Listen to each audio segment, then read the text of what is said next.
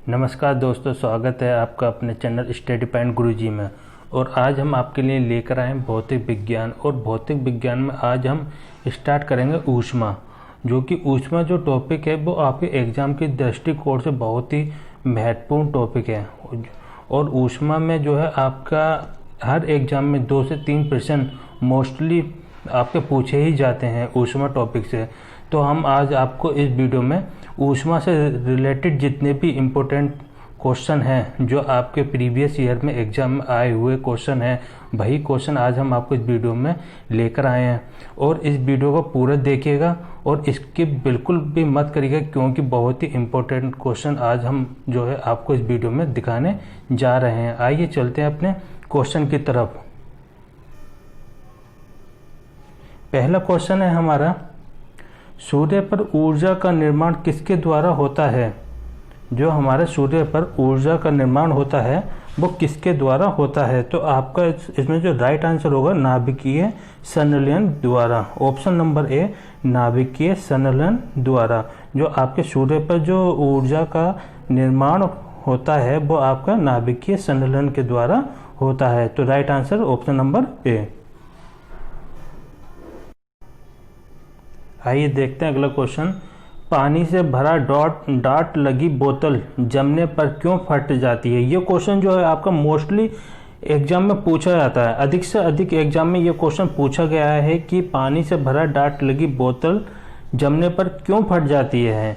तो ये इसका जो आंसर होगा ऑप्शन नंबर सी, जमने पर जल का आयतन बढ़ जाता है। जब जो है पानी में जो आपकी बोतल होती है, बोतल में जो पानी होता है वो जम जाता है, और जब पानी जमने के बाद जो है उसका जल का जो आयतन बढ़ जाता है, जिसके कारण क्या होता है आपका बोतल फट जाती है। तो इसका जो राइट आंसर होगा ऑप्शन नंबर सी, जमने पर जल का आयतन बढ़ जाता है। जो आपका ऑप्शन नंबर सी, जमने पर जल का आयतन बढ़ जाता है। तो इसका जो राइट आंसर होगा ऑप्शन नंबर सी। आइए देख रहे हैं अगला क्वेश्चन। पीसा की ऐतिहासिक मीनार तिरछी होते हुए भी क्यों नहीं गिरती है? जो आपकी पीसा की जो ऐतिहासिक मीनार जो खड़ी है वो तिरछी खड़ी है और वो क्यों नहीं गिरती है? तो इसका जो राइट आंसर होगा आपका ऑप्शन नंबर डी,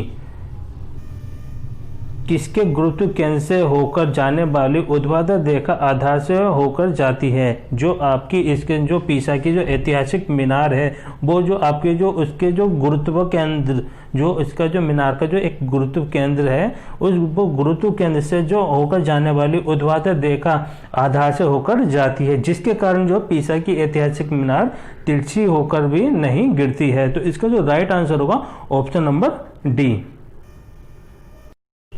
आइए देखते हैं अगला क्वेश्चन। दो निकायों के बीच ऊष्मा के प्रवाह की दिशा निर्भर करती है। अच्छा क्वेश्चन है। जो आपके जो दो निकाय होते हैं, जो उनके जो बीच में जो ऊष्मा है वो जो आपके प्रवाह की दिशा किस दिशा पर निर्भर करती है? तो इसका जो राइट आंसर होगा ऑप्शन नंबर सी, उनके अपने अपने तापमान पर। वो क्यों करती है? जो कि आपके जो दो निकाय होते हैं, जो उनके बीच का जो ऊष्मा का प्रवाह है उनके तापांतर के कारण होता है। जो ऊष्मा क्या करता है, ऊष्मा हमेशा जो ऊंचे ताप की वस्तु से, जो आपका ऊंचे ताप की वस्तु से जो नीचे ताप की वस्तु की ओर जाती है। जो आपके जो ऊंचे ताप वाली वस्तु से उससे नीचे ताप वाली वस्तु की ओर ऊष्मा हमेशा जाती है। और कुछ समय बाद क्या होता है, उसका जो ऊष्मा का क्या होता है, समान ताप पर, वो जो आपके समान ताप पर चली जाती है। तो इस कारण जो है आपका दो निकायों के बीच जो है ऊष्मा के प्रवाह की जो दिशा निर्भर करती है, वो करती है आपके उनके अपने अपने तापमान पर। जो अपना दो छाड़ रखी है उनका जो अपना अपना जो तापमान है, किसी का तापमान ज़्यादा है, किसी का तापमान कम है, तो उसी टेम्परेचर, उसी तापमान पर जो है आपको ऊष्मा के प्रवाह की दिशा जो है निर्भर करेगी कि आपकी ऊष्मा किस तरफ वो प्रवाह करेगी। मतलब कि आपके हाई टेम्परेचर की तरफ जाएगी या आपके लो टेम्परेचर की तरफ जाएगी। वैसे ऊष्मा आपकी जो है ऊंचे ताप की ओर से फिर निम्न ताप की ओर आती है। तो इसका इसलिए जो है आपका इसका जो right answer option number C, उनके अपने अपने तापमान पर। आइए देखते हैं अगला क्वेश्चन। मिट्टी के घड़े में निम्न में से किस क्रिया के कारण पानी ठंडा रहता है? अधिकतर क्या होता है कि गर्मियों के दिनों में जो है आपका जो मिट्टी का जो घड़ा होता है उसमें हम पानी भर देते हैं और जो पानी जो रहता है आपका ठंडा रहता है मिट्टी के घड़े में, तो वो किस क्रिया के कारण ठंडा रहता है? तो वो आपका जो इसमें जो राइट आंसर होगा बाष्पीकरण, ऑप्शन नंबर ए बाष्पीकरण। बाष्पीकरण के कारण ही आपका मिट्टी के घड़े में जो आपका पानी ठंडा रहता है। तो ये इस तरीके से क्वेश्चन आपका मोस्टली एग्जाम में पूछा जाता है। तो ये वाला जो क्वेश्चन है आपका रिपीट हो चुका है, आपका उसमें एनटीपीसी 2015 में ये क्वेश्चन आपका रिपीट हो चुका है कि मिट्टी के घड़े में निम्न में से किस क्रिया के कारण पानी ठंडा रहता है? तो आपका इसका जो राइट आंसर होगा बाष्पीकरण। बाष्पीकरण के कारण ही आपका मिट्टी के घड़े में जो आपका पानी ठंडा रहता है। तो इसका जो राइट आंसर होगा ऑप्शन नंबर ए। आइए देखते हैं अगला क्वेश्चन।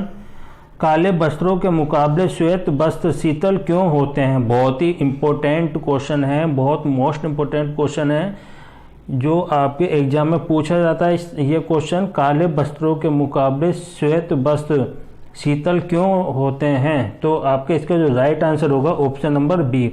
उनके पास जो भी प्रकाश पहुंचता है उसे वे परिवर्तित कर देते हैं। जो आपके जो काले वस्त्र जो होते हैं वो श्वेत वस्त्र की अपेक्षा जो है आपके श्वेत वस्त्र जो शीतल होते हैं काले वस्त्रों के अपेक्षा, क्योंकि जो आपका क्या करता है, जो आपके श्वेत वस्त्र जो होता है वो ऊष्मा को परिवर्तित कर देता है, आपको ऊष्मा को जो परिवर्तित कर देता है, जबकि काले वस्त्र क्या करता है आपका ऊष्मा को अवशोषित कर लेते हैं। जो आपके काले वस्त्र क्या करते हैं, ऊष्मा को जो है प्रकाश आपकी ऊष्मा को अवशोषित करते हैं और इस कारण ही आपका श्वेत वस्त्र जो है शीतल रहता है और काले वस्त्र आपके गर्म होते हैं।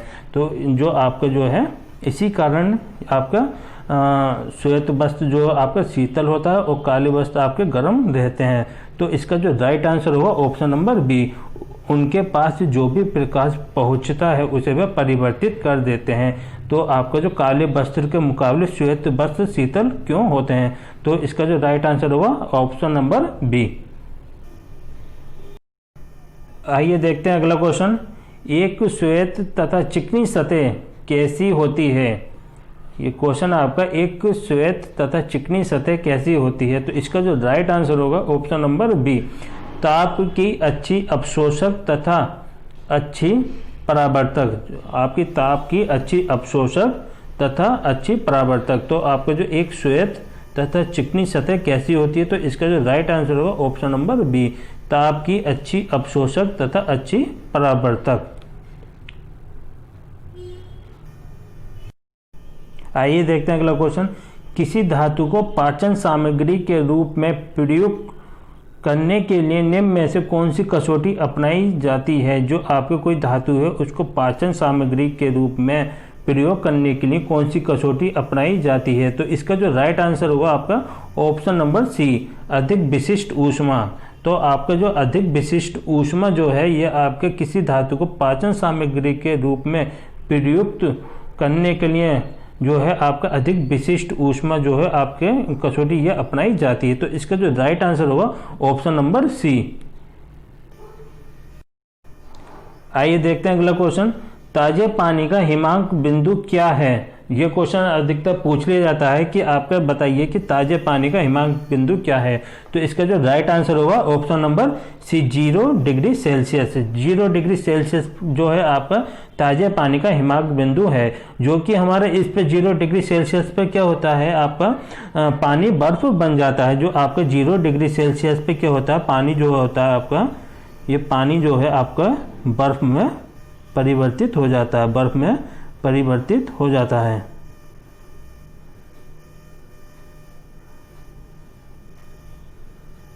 तो आपका जो होता है 0 डिग्री सेल्सियस पे क्या होता है, पानी बर्फ में परिवर्तित हो जाता है। तो इसीलिए जो हमारा ताजे पानी का हिमांक बिंदु क्या है? तो 0 डिग्री सेल्सियस। तो इसका जो राइट आंसर होगा option number C, 0 degree Celsius. आइए देखते हैं अगला क्वेश्चन।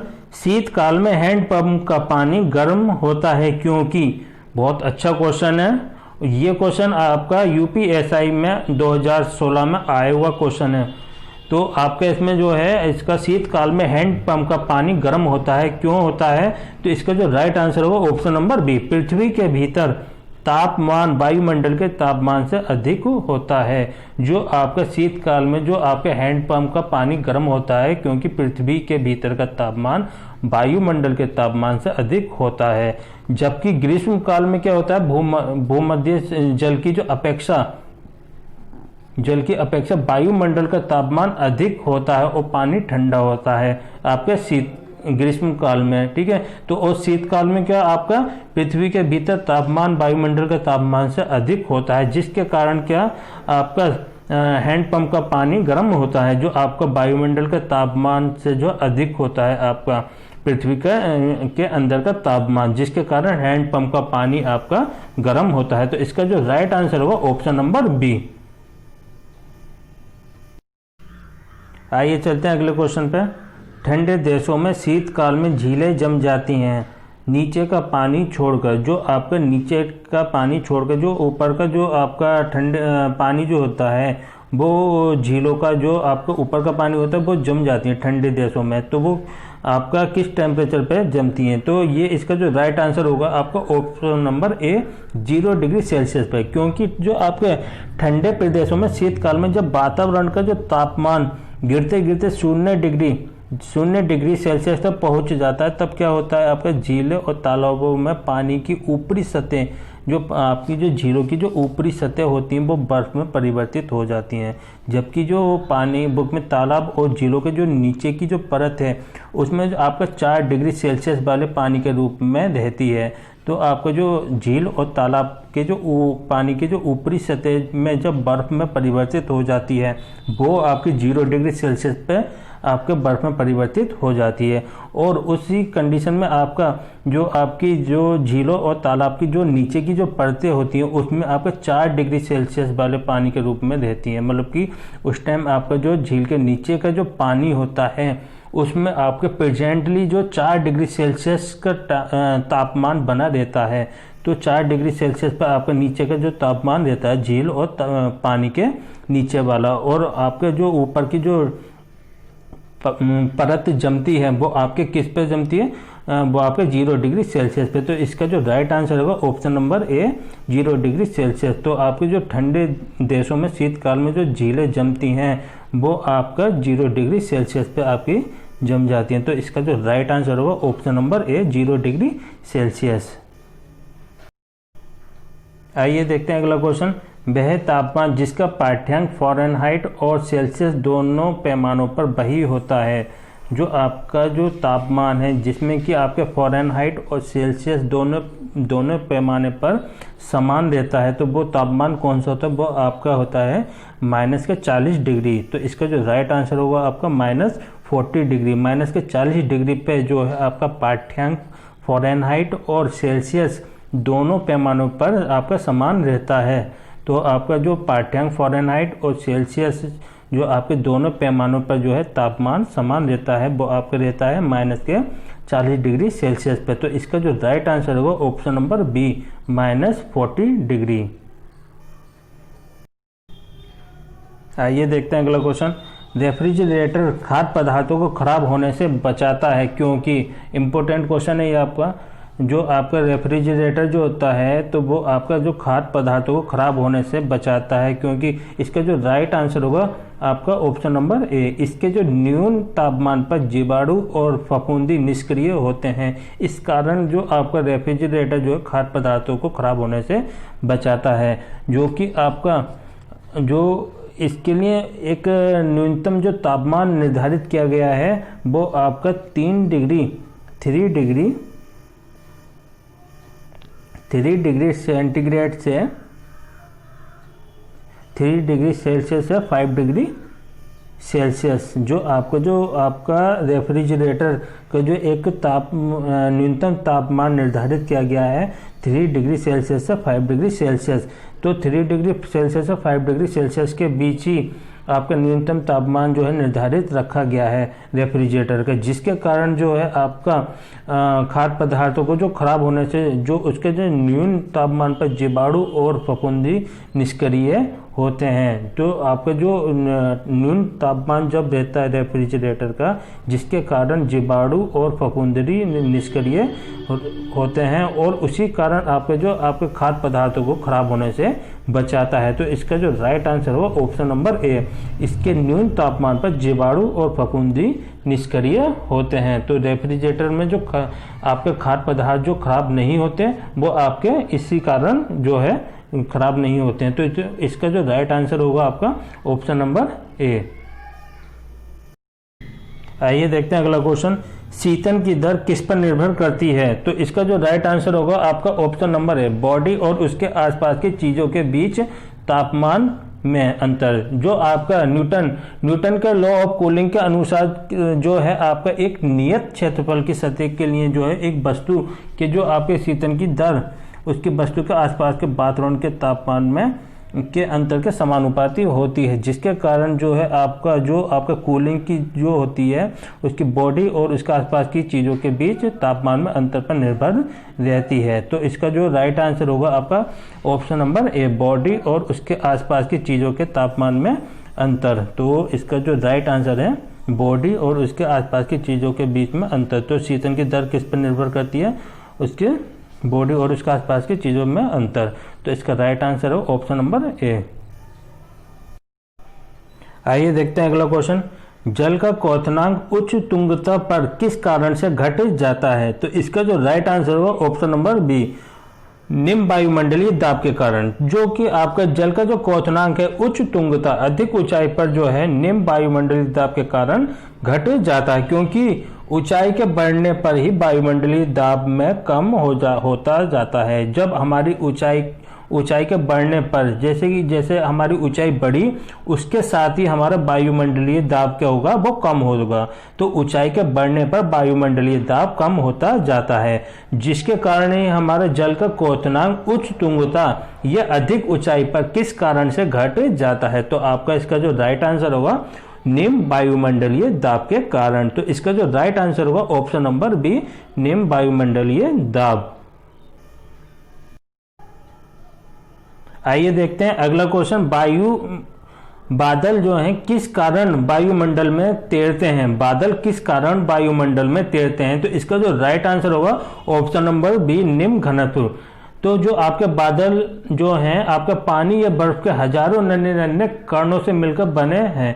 जो आपके बादल जो बनता है वो पानी या बर्फ के हजार कणों से मिलकर बनता है, और इन्हीं कणों का जो घनत्व इतना कम होता है कि हवा में आसानी से तैरते रहते हैं, और बादलों के संघनन के कारण बूंदें बनती हैं। और ऐसा तब होता है जब आपके गर्म हवा ऊपर उठती है और ठंडी हवा आपकी होती जाती है। तो इसमें क्या होगा, आपका जो बादल जो हैं आपके किस कारण वायुमंडल में तैरते हैं? तो वो आपका इसका राइट आंसर होगा निम्न घनत्व। निम्न घनत्व के कारण बादल वायुमंडल में तैरते हैं। तो इसका जो राइट आंसर होगा ऑप्शन नंबर बी, निम्न घनत्व। आइए देखते हैं अगला क्वेश्चन, निम्नलिखित में से अधिक जलन किस से पैदा होती है? तो इसका जो राइट आंसर होगा ऑप्शन नंबर सी, भाप। क्योंकि भाप में क्या होता है, भाप से अधिक जलन पैदा होती है, क्योंकि भाप में वाष्पन की गुप्त ऊष्मा होती है। जो आपके वाष्पन की गुप्त ऊष्मा प्रेजेंट रहती है भाप में। जो आपकी गुप्त ऊष्मा जो है वो ऊष्मा की वह मात्रा होती है जो किसी पदार्थ के 1 ग्राम द्रव्यमान के तापमान को बदले बिना उसकी अवस्था में परिवर्तित कर देती है। तो आपका जो भाप में जो है आपके वाष्पन की गुप्त ऊष्मा प्रेजेंट होने के कारण ही भाप में अधिक जलन पैदा होती है। तो इसका जो राइट आंसर होगा अधिक जलन किससे पैदा होती है आपकी, वो आपकी होती है ऑप्शन नंबर सी, भाप से। तो इसका जो राइट आंसर होगा ऑप्शन नंबर सी, भाप। आइए देखते हैं अगला क्वेश्चन, उबलते जल द्वारा जलने की तुलना में भाप से जलना अधिक कष्टदायक होता है। देखो अभी जो हमने इससे पहले क्वेश्चन पढ़ा था, जो आपकी जलन अधिक किससे पैदा होती है, भाप से, तो उसी से रिलेटेड ये क्वेश्चन है। जलते हुए जल द्वारा आपके उबलते हुए जल द्वारा जलने की तुलना में भाप से जलना अधिक कष्टदायक होता है। वो क्यों होता है? क्योंकि आपके उबलते जल द्वारा जलने की तुलना में भाप से जलना अधिक कष्टदायक होता है। वो कि आपके जल के जो भाप वाष्प में बदलने के लिए जल के अणु जो होते हैं आपके उसमें ग्रहण करते हैं, ऊष्मा ग्रहण करते हैं, जिसमें वाष्पन की गुप्त ऊष्मा प्रेजेंट होती है। जो वाष्पन की गुप्त ऊष्मा उसमें होती है, जो वाष्पन की गुप्त ऊष्मा है वो जल के लिए इसका जो मान होता है 540 कैलोरी पर ग्राम होता है। जल के लिए इसका जो मान होता है 540 कैलोरी पर ग्राम होता है। और इसी अतिरिक्त ऊष्मा के कारण भाप से जलने में तीव्र कष्ट होता है। तो इसका जो राइट आंसर होगा आपका ऑप्शन नंबर सी, भाप में गुप्त ऊष्मा, भाप में गुप्त ताप होता है। तो आपका जो भाप में गुप्त ताप होता है और आपका जो जल के लिए इसका जो मान बताया था मैंने अभी आपको 540 कैलोरी पर ग्राम। तो आपका उबलते हुए जल की तुलना में भाप से जलना अधिक कष्टदायक होता है। वो किस कारण होता है? क्योंकि भाप में गुप्त ताप प्रेजेंट होता है और वही आपके गुप्त ताप की जो है के कारण ही आपका भाप से जलना काफी कष्टदायक होता है। तो इसका जो राइट आंसर होगा ऑप्शन नंबर सी, भाप में गुप्त ताप होता है। आइए देखते हैं अगला क्वेश्चन। निम्न में से किस में संवहन होता है? जो आपका संवहन की जो प्रक्रिया होती है वो किस में होती है? तो इसका जो राइट आंसर होगा ऑप्शन नंबर बी, केवल द्रवों और गैसों में। क्योंकि जो आपका तरल पदार्थ और गैस में जो आपके स्वयं अणुओं के जो स्थानांतरण, जो आपके अणु जो होते हैं वो स्थानांतरण के द्वारा एक भाग से दूसरे भाग में होने वाले ऊष्मा संचार को संवहन कहते हैं। जो आपके एक स्थान से जो आपके जो अणु होते हैं वो क्या कहते हैं, एक स्थान से दूसरे भाग में अपनी ऊष्मा संचार को जो है संवहन कहलाते हैं। और इसी संवहन प्रक्रिया में ठोसों में नहीं होती। जो मोस्ट याद करने, ध्यान रखना इसको, जो आपका संवहन की जो प्रक्रिया है वो कभी भी ठोसों में नहीं होती है। और इसी कारण ही आपका इसमें जो है किसमें संवहन होता है? तो केवल द्रवों और गैसों में। तो इसका जो राइट आंसर होगा ऑप्शन नंबर बी, केवल द्रवों और गैसों में संवहन प्रेजेंट होता है। आइए देखते हैं अगला क्वेश्चन। निम्नलिखित द्रवों में से कौन से द्रव का वाष्पन अधिक तीव्रता से होता है? तो इसका जो राइट आंसर होगा आपका एल्कोहल। एल्कोहल का जो आपका वाष्पन जो है अधिक तीव्रता से होता है, क्योंकि द्रव का जो क्वथनांक, जिस द्रव का क्वथनांक कम होता है वह अधिक तीव्रता से वाष्पीकृत होता है। इसी कारण जो एल्कोहल का जो क्वथनांक है वो आपका कितना है? 79। एल्कोहल का जो आपका क्वथनांक है वो आपका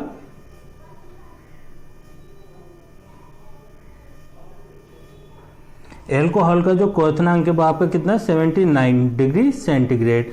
और आपका पेट्रोल का जो क्वथनांक है, पेट्रोल का कितना है? 95 डिग्री सेंटीग्रेड। पेट्रोल का 95, जल का क्वथनांक 100 डिग्री सेंटीग्रेड। और मिट्टी के तेल का क्वथनांक कितना है? 150 डिग्री से 300 डिग्री सेंटीग्रेड होता है। और एल्कोहल अधिक तीव्रता से वाष्पीकृत इसी कारण होता है क्योंकि एल्कोहल का जो क्वथनांक है वो सबसे कम होता है। कितना होता है एल्कोहल का क्वथनांक? 79 डिग्री सेंटीग्रेड। और इसी कारण जो है आपका बुक में एल्कोहल जो है आपका तीव्रता से वाष्पीकृत होता है। तो इसमें जो आपका राइट आंसर होगा ऑप्शन नंबर सी, एल्कोहल। आइए देखते हैं अगला क्वेश्चन। तारों का रंग किस पर निर्भर करता है? तो इसका जो राइट आंसर होगा आपका तापमान पर। जो आपका तापमान पर, तारों का रंग किस पर निर्भर करता है? तारों का रंग करता है तापमान पर। तो इसका राइट आंसर होगा ऑप्शन नंबर ए, तापमान। आइए देखते हैं अगला क्वेश्चन। शीतकाल में एक मोटी कमीज की अपेक्षा दो पतली कमीजें हमें अधिक गर्म क्यों रख सकती हैं? जो आपके शीतकाल में एक मोटी कमीज की अपेक्षा दो पतली कमीजें हमें जो है गर्म रखती हैं, वो क्यों रखती हैं? तो इसका में जो आपका राइट आंसर होगा ऑप्शन नंबर सी, दो कमीजों के बीच वायु की परत रोधी माध्यम के रूप में काम करती है। जो आपकी शीतकाल में एक मोटी कमीज की अपेक्षा दो पतली कमीजें हमें अधिक गर्म रख सकती हैं, क्योंकि दो कमीजों के बीच वायु की परत रोधी माध्यम के रूप में काम करती है और वायु ऊष्मा की कुचालक होती है। जो आपकी वायु जो होती है वो आपकी ऊष्मा की कुचालक होती है। तो हमारे इसमें जो राइट आंसर होगा ऑप्शन नंबर सी, दो खनिजों के बीच वायु की प्रतिरोधी माध्यम के रूप में काम करती है। इसी कारण जो है आपका एक मोटी कमीज की अपेक्षा दो पतली कमीजें हमें शीतकाल में अधिक गर्म रख सकती हैं। तो इसका जो राइट आंसर होगा आपका ऑप्शन नंबर सी। आइए देखते हैं अगला क्वेश्चन। कोई पिंड ऊष्मा का सबसे अधिक अवशोषण करता है वह है, तो इसका जो राइट आंसर होगा आपका काला और खुरदरा। काला और खुरदरा, तो ऑप्शन नंबर है काला और खुरदरा जो है आपका ऊष्मा का सबसे अधिक अवशोषण करता है। वो क्यों? जबकि आपका कोई काला और खुरदरा जो है आपका ऊष्मा का सबसे अधिक अवशोषण करता है, जो किरचॉफ के नियम के अनुसार जो आपका ऊष्मा का सबसे अच्छा उत्सर्जक भी माना जाता है। जो आपका ऊष्मा का सबसे अच्छा उत्सर्जक भी माना जाता है काला और खुरदरे को। तो इसका जो राइट आंसर होगा आपका ऑप्शन नंबर है काला और खुरदरा। जो आपका कोई पिंड ऊष्मा का सबसे अधिक अवशोषण करता है वह है आपका काला और खुरदरा। तो आपका इसका राइट आंसर होगा ऑप्शन नंबर ए काला और खुरदरा। आइए देखते हैं अगला क्वेश्चन। तप्त जल के थैले में जल का प्रयोग किया जाता है, क्यों किया जाता है? जो आपका जो गर्म थैला है तप्त जल के थैले में जल का प्रयोग किया जाता है, क्योंकि जिस प्रकार जल को तप्त होने के लिए अत्यधिक ऊर्जा की आवश्यकता होती है, उसी प्रकार ठंडे होने में भी अधिक समय लगता है। इसका कारण है कि जल की विशिष्ट ऊष्मा का अधिक होना, अतः रोगियों की सिकाई करने के लिए तप्त जल के थैले में जल का ही प्रयोग किया जाता है। तो आपका इसका जो राइट आंसर होगा ऑप्शन नंबर सी, इसकी विशिष्ट ऊष्मा अधिक होती है। जो आपका तप्त जल के थैले में जल का प्रयोग किया जाता है वो आपका विशिष्ट ऊष्मा अधिक होने के कारण जो आपका तप्त थैले के जल के थैले में जल का प्रयोग करते हैं। और ये आपका रोगियों की सिकाई के लिए भी तप्त जल के थैले में जल का प्रयोग किया जाता है, और रोगियों की सिकाई के लिए भी यह लाभदायक माना जाता है। तो इसका जो राइट आंसर होगा आपका ऑप्शन नंबर सी, इसकी विशिष्ट ऊष्मा अधिक है, इस कारण आपका तप्त जल के थैले में जल का प्रयोग किया जाता है। आइए देखते हैं अगला क्वेश्चन। बर्फ को बुरादे में पैक क्यों किया जाता है? जो आपका बर्फ है उसको बुरादे में पैक क्यों किया जाता है? पहले तो बर्फ को जो है आपके बुरादे में इसलिए पैक किया जाता है क्योंकि आपका बुरादा जो है ऊष्मा का कुचालक होता है। जो आपका बुरादा जो है ऊष्मा का बहुत अच्छा कुचालक माना जाता है, जिससे कि बुरादे में होकर ऊष्मा जो है अपना आर पार नहीं जा सकता। जो आपका जो बुरादे से जो होकर जो ऊष्मा आर पार नहीं होकर जा सकता। अर्थात जब बर्फ के चारों ओर से बुरादे से ढक दिया जाता है, जब हमारे बर्फ को जो है चारों ओर से बुरादे से ढक दिया जाता है तो वायुमंडल से ऊष्मा बर्फ तक नहीं पहुंच पाती, और इसी कारण पिघलने से बची रहती है। जो हमारे वायुमंडल से जो ऊष्मा बर्फ तक नहीं पहुंच पाती है, और इसी कारण जो है वह पिघलने से बची रहती है। तो इसका जो राइट आंसर होगा आपका बुरादा ऊष्मा का कुचालक होता है। तो आपका बर्फ को बुरादे में पैक क्यों नहीं किया जाता? क्योंकि बुरादा जो है आपका ऊष्मा का कुचालक होता है। इसका जो राइट आंसर होगा ऑप्शन बी, बुरादा ऊष्मा का कुचालक होता है, इसी कारण आपका बर्फ को बुरादे में पैक किया जाता है। आइए देखते हैं अगला क्वेश्चन। सेल्सियस में माप का कौन सा तापक्रम 300 केल्विन के बराबर होता है? तो इसका जो राइट आंसर होगा आपका option number C, 27 degree Celsius. 27 degree Celsius पे जो है आपका तापक्रम 300 केल्विन के बराबर होता है। जो आपका जो तापक्रम है 300 केल्विन के बराबर कौन सा माना जाता है? 27 डिग्री सेल्सियस। तो इसका जो राइट आंसर होगा आपका option number C, 27 degree Celsius. आइए चलते हैं अगले क्वेश्चन पे। एक थर्मामीटर जो 2000 डिग्री सेल्सियस मापने हेतु उपयुक्त हो वह क्या है? तो जो आपका एक थर्मामीटर जो 2000 डिग्री सेल्सियस मापने हेतु उपयुक्त होता है वह क्या है? तो वो आपका इसका जो राइट आंसर होगा आपका पूर्ण विकिरण पायरोमीटर। जो आपका पूर्ण विकिरण पायरोमीटर जो है आपका एक थर्मामीटर है जो कि आपका 2000 डिग्री सेल्सियस मापने हेतु उपयोग किया जाता है। जो आपका पूर्ण विकिरण पायरोमीटर में आपका 2000 डिग्री सेल्सियस तक जो है मापा जा सकता है। तो इसका जो राइट आंसर होगा आपका ऑप्शन नंबर बी, पूर्ण विकिरण पायरोमीटर। आइए चलते हैं अगले क्वेश्चन पे।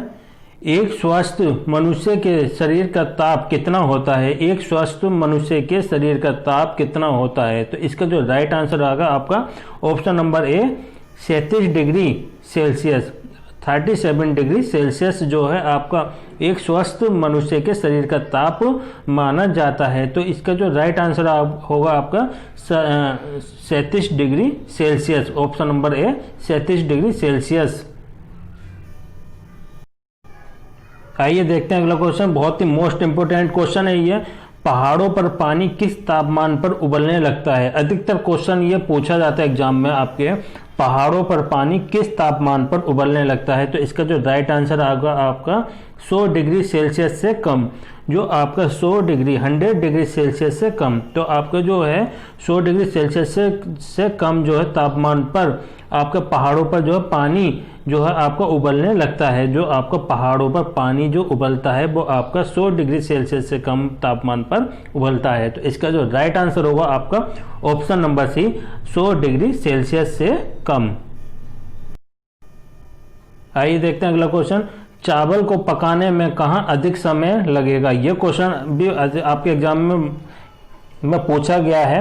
आपका चावल को पकाने में कहाँ अधिक समय लगेगा? तो इसका जो राइट आंसर होगा आपका माउंट एवरेस्ट पर। माउंट एवरेस्ट पर जो है चावल को पकाने में अधिक समय लगेगा। तो इसका जो राइट आंसर होगा option number D, mount Everest. आइए देखते हैं अगला क्वेश्चन। निम्नलिखित में से किसमें सर्वोच्च विशिष्ट ऊष्मा का मान होता है? जो आपका सर्वोच्च विशिष्ट ऊष्मा का मान होता है वो आपका किस में होता है? आपका जल में। तो इसका जो राइट आंसर होगा ऑप्शन नंबर डी, जल।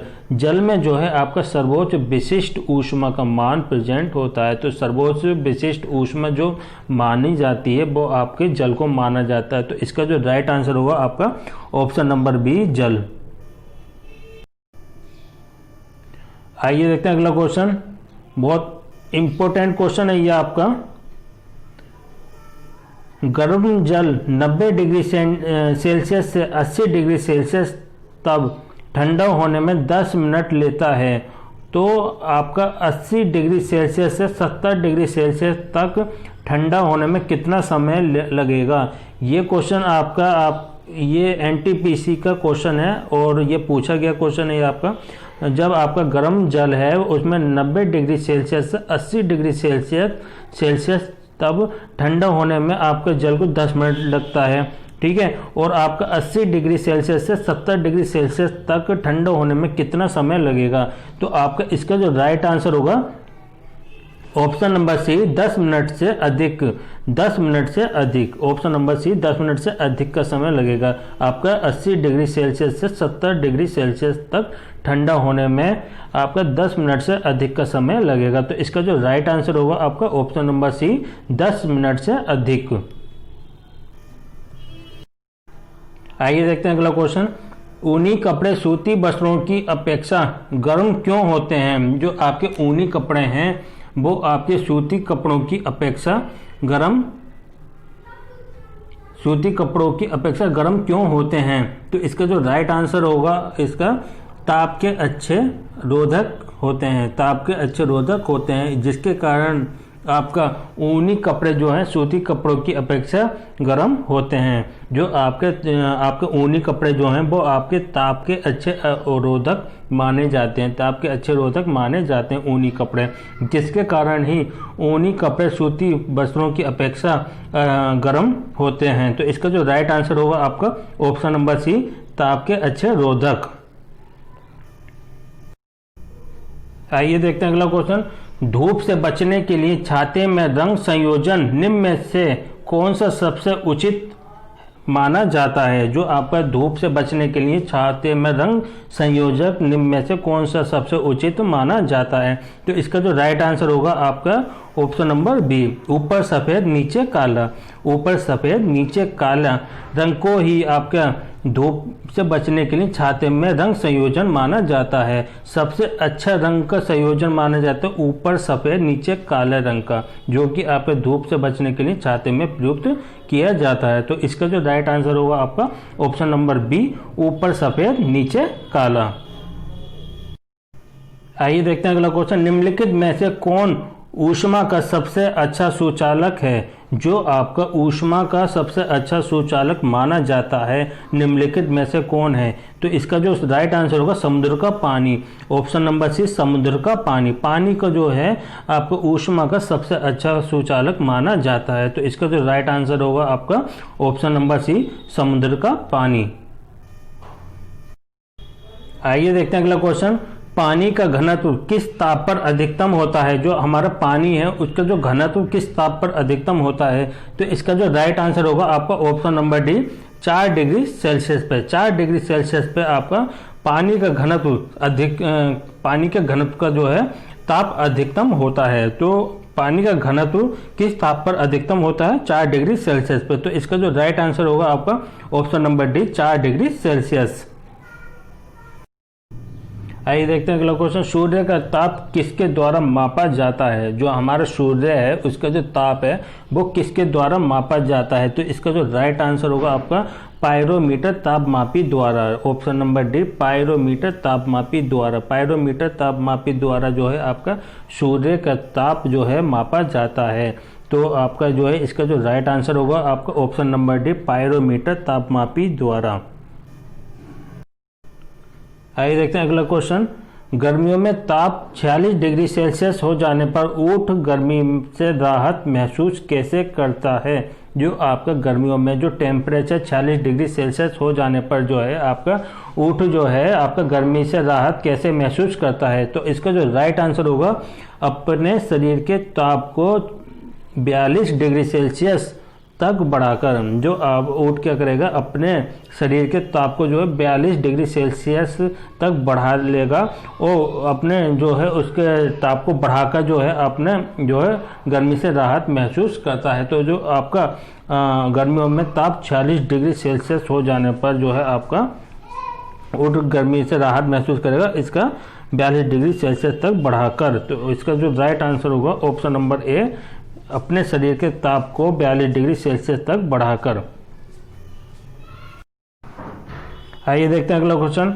धातु की चायदानियों में लकड़ी के हैंडल क्यों लगे होते हैं? जो आपकी धातु की चायदानियों में लकड़ी के हैंडल क्यों लगे होते हैं? तो इसका जो राइट आंसर होगा लकड़ी जो है ऊष्मा की कुचालक होती है। जो आपकी लकड़ी जो है आपकी ऊष्मा की कुचालक होती है, इसी कारण धातु की चायदानियों में लकड़ी के हैंडल प्रयोग किए जाते हैं। इसका जो राइट आंसर होगा ऑप्शन नंबर ए, लकड़ी ऊष्मा की कुचालक होती है, इसी कारण धातु की चायदानियों में लकड़ी के हैंडल प्रयोग किए जाते हैं। इसका राइट आंसर होगा ऑप्शन नंबर ए, लकड़ी जो ऊष्मा की कुचालक होती है। आइए देखते हैं अगला क्वेश्चन। मानव शरीर का तापमान 98.6 डिग्री फ़ारेनहाइट होता है, यह सेल्सियस स्केल पर कितना होगा? जो आपका मानव के शरीर का जो तापमान है 98.6 डिग्री फ़ारेनहाइट होता है, यह आपका सेल्सियस स्केल पर कितना होगा? तो इसका जो राइट आंसर होगा आपका option number A, 37 degree Celsius. आपका option number 37 degree Celsius. 37 degree Celsius पर जो है ये आपका मानव के शरीर का तापमान 98.6 डिग्री फ़ारेनहाइट होता है। इसी टेम्परेचर को जो है ये आपका सेल्सियस स्केल पर नापते हैं, तो आपका 37 डिग्री सेल्सियस माना जाता है। तो इसका जो राइट आंसर होगा option number A, 37 degree Celsius. आइए देखते हैं अगला क्वेश्चन। प्रकाश वर्ष किसकी इकाई है? जो ये आपका अधिकतर पूछ लेते हैं, मात्रक में पूछा जाता है कि प्रकाश वर्ष किसकी इकाई है। तो इसमें जो आपका राइट आंसर है ऑप्शन नंबर डी, दूरी की इकाई आपके प्रकाश वर्ष मानी जाती है, जो कि आपको पारसेक जो है, जो पार्सेक जो है उसकी भी इकाई आपकी दूरी ही मानी जाती है। तो आपका इसका जो प्रकाश वर्ष जो इकाई है वो आपकी दूरी मानी जाती है। एग्जाम में भी मोस्टली ये पूछ लिया जाता है कि प्रकाश वर्ष किसकी इकाई है। तो इसका जो राइट आंसर होगा आपका दूरी की, ऑप्शन नंबर डी, दूरी। आइए देखते हैं अगला क्वेश्चन। किस बिंदु पर फ़ारेनहाइट तापक्रम सेंटीग्रेड तापक्रम का 2 गुना होता है? वो आपका जो किस बिंदु पर होता है, जो आपका फ़ारेनहाइट तापक्रम सेंटीग्रेड तापक्रम का 2 गुना। तो ये आपका इसका जो राइट आंसर होगा option number D, 160 degree Fahrenheit, जो आपका 160 डिग्री फ़ारेनहाइट पर। जो ये क्वेश्चन आपका ALP आपका 2018 ALP का क्वेश्चन है ये आपका, जो कि आपका 2018 एग्जाम में पूछा गया था। किस बिंदु पर फ़ारेनहाइट तापक्रम सेंटीग्रेड तापक्रम का 2 गुना होता है? जो आपका इसका जो राइट आंसर होगा आपका 160 डिग्री फ़ारेनहाइट। तो इसका जो राइट आंसर होगा आपका option number D, 160 degree Fahrenheit. आइए देखते हैं अगला क्वेश्चन। सूर्य की सतह का ताप कितना होता है? जो आपका सूर्य की सतह है उसका ताप कितना होता है? इसका जो राइट आंसर होगा 6000 केल्विन। 6000 केल्विन आपका सूर्य की सतह का ताप होता है। तो इसका जो राइट आंसर होगा आपका option number B, 6000 kelvin. 6000 kelvin को आपका सूर्य की सतह का ताप माना जाता है। तो ऑप्शन नंबर बी इसका राइट आंसर 6000 केल्विन। आइए देखते हैं अगला क्वेश्चन। वाष्प की गुप्त ऊष्मा कितनी होती है? तो आपका इसका जो राइट आंसर होगा 536 कैलोरी पर ग्राम। 536 कैलोरी पर ग्राम जो वाष्प की जो गुप्त ऊष्मा होती है वो आपके 536 कैलोरी पर ग्राम मानी जाती है। तो इसका जो राइट आंसर होगा ऑप्शन नंबर डी, 536 कैलोरी पर ग्राम। आइए देखते हैं अगला क्वेश्चन। बर्फ के गलन की गुप्त ऊष्मा का मान कितना होता है? जो आपका बर्फ की जो गलन है उसकी गुप्त ऊष्मा का मान कितना होता है? तो इसका जो राइट आंसर होगा ऑप्शन नंबर है 80 कैलोरी पर ग्राम। 80 कैलोरी पर ग्राम को जो है आपका बर्फ के गलन की गुप्त ऊष्मा का मान माना जाता है। तो इसका जो राइट आंसर होगा आपका ऑप्शन नंबर है 80 कैलोरी पर ग्राम। 80 कैलोरी पर ग्राम को जो है बर्फ की गलन की गुप्त ऊष्मा माना जाता है। तो इसका राइट आंसर है ऑप्शन नंबर ए। अच्छा, आपको हमारी वीडियो कैसी लगी प्लीज हमें कमेंट करके जरूर बताइएगा, और हमारी इस वीडियो को अधिक से अधिक शेयर करना, जिससे कि हमारे स्टूडेंट हैं जो हमारी गवर्नमेंट जॉब की तैयारी कर रहे हैं उनको इस वीडियो से काफ़ी हेल्प मिलेगी। और हमारे चैनल को सब्सक्राइब करना और हमारे इस वीडियो को लाइक करना और अधिक से अधिक हमारे इस वीडियो को शेयर करना।